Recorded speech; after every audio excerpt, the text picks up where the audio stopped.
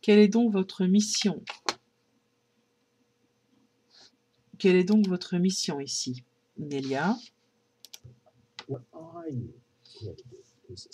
Jusqu'à présent, nous avons surtout parlé des aspects périphériques, qui a beaucoup. Mais surtout, êtes-vous donc ici? Pourquoi êtes-vous donc ici? Ma seule tâche ici, c'est d'élever le niveau de vibration de la planète, y compris celle du collectif humain qui fait partie de la planète, jusqu'au point critique qui permettra une transition dans le nouveau paradigme. Un nouveau niveau de conscience pour tout, pour la planète et pour tous les êtres qui s'y trouvent. Chaque rocher, chaque insecte, chaque personne, c'est ma seule tâche. Oui, je ferai vraiment n'importe quoi pour y parvenir. Si cela consiste à aider quelqu'un de déjà éveillé, conscient et éclairé à atteindre un niveau vibratoire encore supérieur, eh bien je le ferai.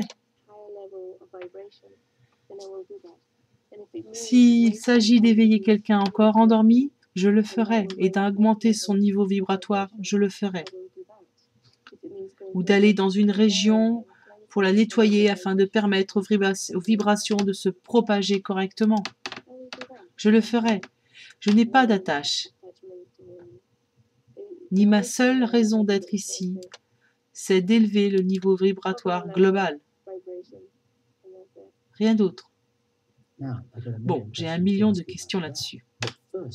Mais laissez-moi vous demander tout d'abord, quel âge aviez-vous quand vous avez découvert votre raison d'être ici?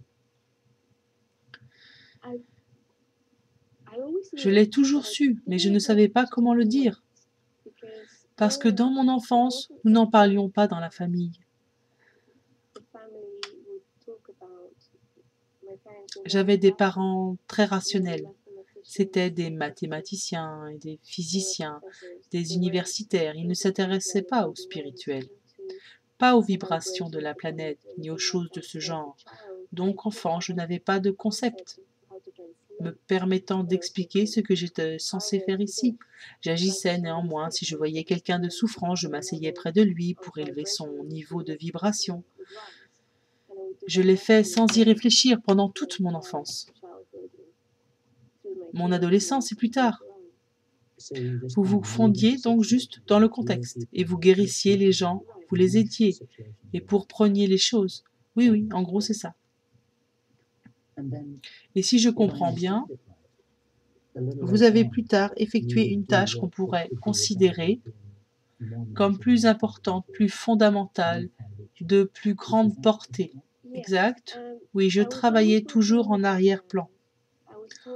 On m'a dit très tôt et pendant très longtemps que je devais porter une sorte de masque et que je ne devais pas montrer ce que j'étais, ni qui j'étais, pendant très très longtemps. À ce masque, on m'a demandé de le retirer, et ce masque, de le retirer autour de 2002-2003. Et jusqu'alors, je travaillais beaucoup individuellement avec les gens.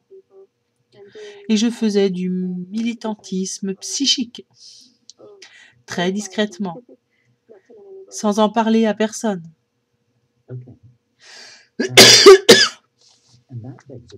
Une question me vient. Vous dites qu'on vous a demandé de faire ci ou ça.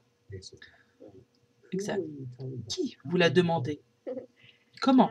Oui, je suppose que c'est une très bonne question. Les informations me viennent très clairement.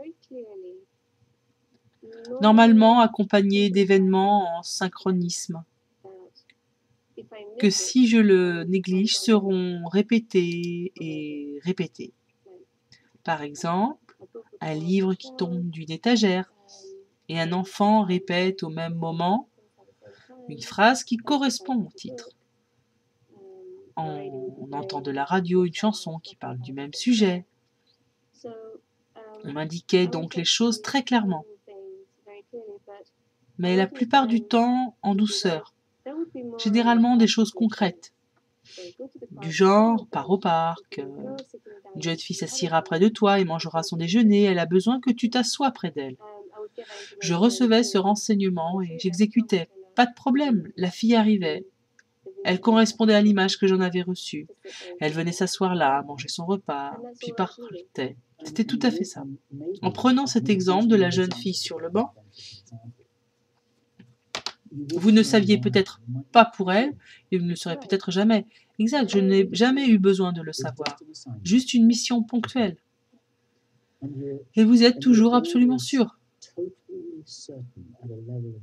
en votre fort intérieur, que la chose à faire, quand vous recevez ce type de mission, c'est de ne pas la remettre en question, de ne pas s'y impliquer, seulement de l'exécuter. Oui, lorsque j'étais adolescente, vous savez que tous les ados se révoltent, n'est-ce pas?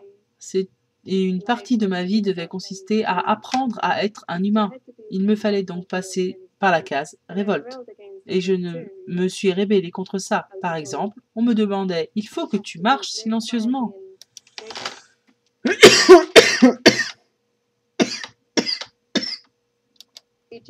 Et très calmement, sans faire de vagues dans l'astral.